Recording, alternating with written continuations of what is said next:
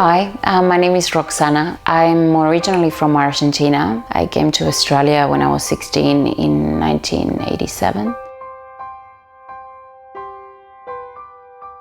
I'm 45 and I have two kids. Well, I can't call them kids anymore because they have grown.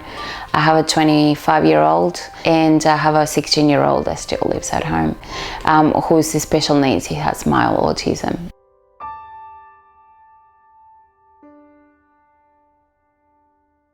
My mother had the opportunity in the 80s for a work contract. So Australia was looking for work migrants to come and work in Australia. Before this property, I was on the private market with my husband and my two kids, and we were really struggling to pay rent. Most of our income was going into private rent. We always lived around this area, mainly because we had a lot of support, especially for my son's special needs. Sydney in general is not a cheap place to live. We decided to apply for affordable housing, and after I think it was about 4 years or something like that, we were happy to hear that we were eligible and we got into an affordable housing. Even though that we were struggling, there were other people that were in more unfortunate circumstances. So definitely that put us on the bottom of the waiting list, as you can say. After we moved in affordable housing, a lot of personal things had happened to our family. Unfortunately, my husband passed, which was very, very hard for our family. I was so fortunate to have affordable housing. That made a huge amount of difference. And I was able to pull through that really hard time. I was able to study, to get support for myself and for my kids. And well, my kids have succeeded. My older son graduated from high school, went into uni, did sports studies because he wants to become a soccer coach, and that's why eventually he moved to Argentina overseas. And my son, I was able to get him all the support that he needed.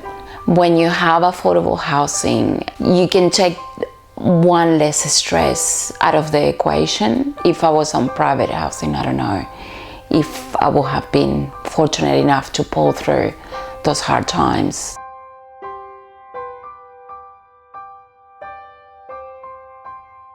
My income did change quite dramatically. Affordable housing was kind enough to always help and be understanding of my situation.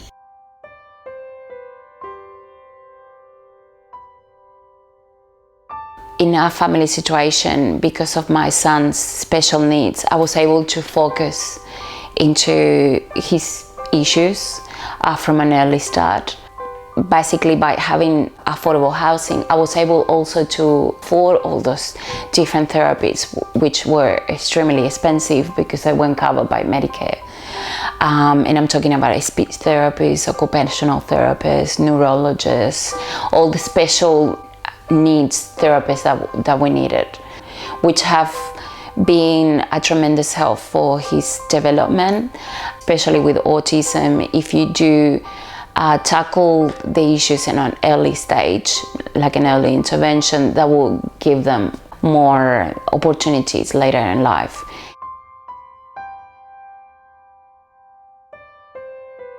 Brandon, it's a 16-year-old, and like any 16-year-old, he has many things that he wants to do. Music, it's one of his biggest passions. He's an excellent drummer.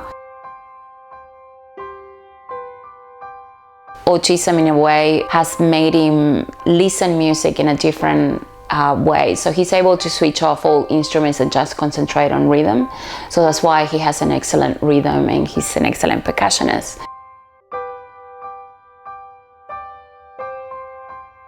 I was finding that he didn't have enough friends, and he also found himself that he didn't have enough friends.